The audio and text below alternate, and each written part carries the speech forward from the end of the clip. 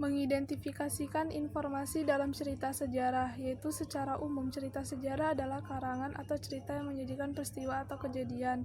Dan cerita sejarah terdapat kriteria yang digunakan, yaitu berdasarkan peristiwa yang didefinisikan dan berdasarkan tujuan. Menurut pendapat Nugroho Noto Susanto, ada 4 fungsi sejarah, yaitu yang pertama ada fungsi rekreatif, fungsi inspiratif, fungsi instruktif, dan fungsi edukatif.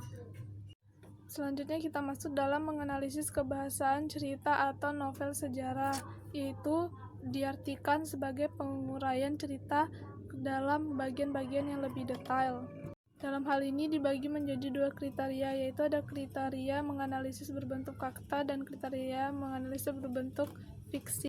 Kriteria untuk menganalisis dalam bentuk fakta yaitu ada struktur teks, yang kedua bahasa yang digunakan, yang ketiga teknik penulisan, dan yang keempat makna yang dapat di dalamnya.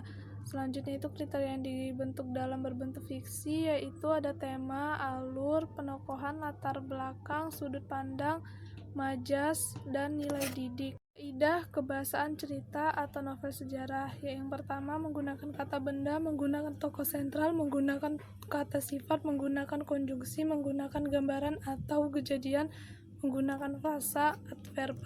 Kita masuk dalam mengonstruksi nilai-nilai cerita sejarah. Cerita sejarah dapat disampaikan dalam bentuk teks eksplanasi. Yang perlu kita ketahui, teks eksplanasi adalah teks yang berupa informasi atau proses. Ini menyusun cerita sejarah memiliki nilai-nilai. Yang pertama nilai moral, nilai sosial, religi, pendidikan, estetis, etika, politis, budaya, kemanusiaan, psikologis, filosofis, nilai historis, nilai hukum, nilai ekonomi, dan nilai perjuangan. Dalam hal ini terdapat 15 dan yang disebutkan tadi teks sejarah baik berupa fakta ataupun fiksi. Hal ini mengandung tersurat dan tersirat.